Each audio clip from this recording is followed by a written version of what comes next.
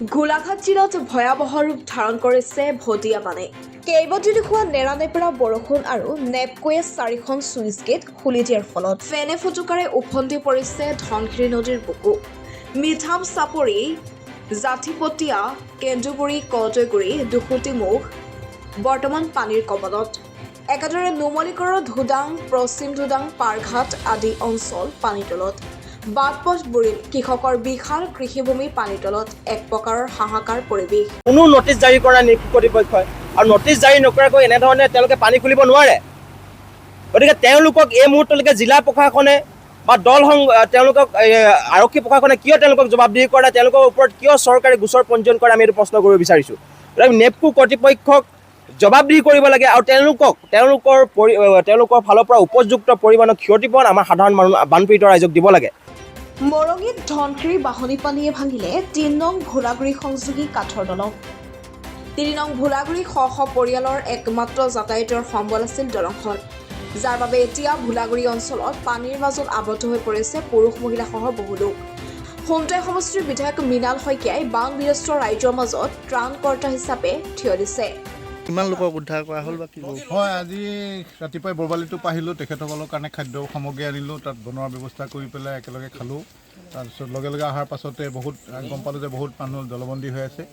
এই বিশেষকৈ বৃদ্ধ লোকসকল, তেখেতসকলক যিমান পাৰোঁ মই উদ্ধাৰ কৰিলোঁ। চাৰিওফালে আমাৰ ল'ৰাখিনিক পঠাই পেলাই উদ্ধাৰ কৰিলোঁ। এতিয়া SDRFও আহিছে, সকলোকে উদ্ধাৰ কৰা হ'ব। এখন টুলুঙা নাওতে বিপদসংকুলভাৱে যাত্ৰা কৰি কিন্তু সদায় এনেকৈ আহিবলগীয়া হয়, কাৰণ SDRFৰ নাওবিলাক এই ৰেস্কিউত বিজি হৈ থাকে তেওঁলোকে উদ্ধাৰ অভিযানত। সেইকাৰণে মই সেইসকলক ডিষ্টাৰ্ব নিদিওঁ, এই টুলুঙা নাওতে আহি যাওঁ। ধৰি আছে মই যিমানকেইটা ৰাস্তা কিনাৰতে শিবিৰ আছে সকলোতে মোৰ মোবাইল কিটচেনেদি খোৱা বোৱা দি আছে যোৱাকালি। আনহাতে হঠাৎ নিপকোৱে কোনো জাননী জাৰি নকৰাকৈ নদী বান্ধৰ পানী খুলি দিয়াৰ বাবে সৰব ছাত্ৰ মুক্তি সংগ্ৰাম সমিতিৰ কেন্দ্ৰীয় সমিতিৰ সভাপতি মিণ্টু গগৈ, সোমতাই সমষ্টিৰ যুৱনেতা প্ৰিয়াংদীপ কাকতিয়ে বানবিধ্বস্ত ৰাইজৰ কাষত সাহস হৈ থিয় দিছে। গোলাঘাট প্ৰশাসনে দিয়া তথ্য অনুসৰি 16 ছেপ্টেম্বৰ 2025 তাৰিখে সন্ধিয়া 6 বজালৈকে গোলাঘাট জিলাৰ গোলাঘাট, সোমতাই, মৰঙী, সৰুপথাৰ আৰু বোকাঘাট মুঠ 5টা ৰাজচক্ৰ বানৰ প্ৰভাৱত আহি পৰিছে। এতিয়ালৈকে 100খন গাঁও বানাক্ৰান্ত হৈছে, প্ৰায় 13,011জন লোক ক্ষতিগ্ৰস্ত হৈছে। জিলা প্ৰশাসনে 28টা আশ্ৰয় শিবিৰ স্থাপন কৰিছে। দুখজনকভাৱে এই বানত 2জন লোকৰ মৃত্যু ঘটিছে।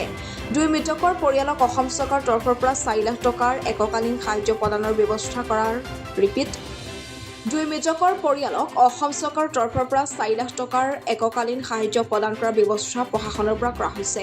উদ্ধাৰ অভিযানৰ মাধ্যমে 868জন লোক আৰু 345টাকৈ পোহনীয়া জীৱ-জন্তু উদ্ধাৰ কৰিছে।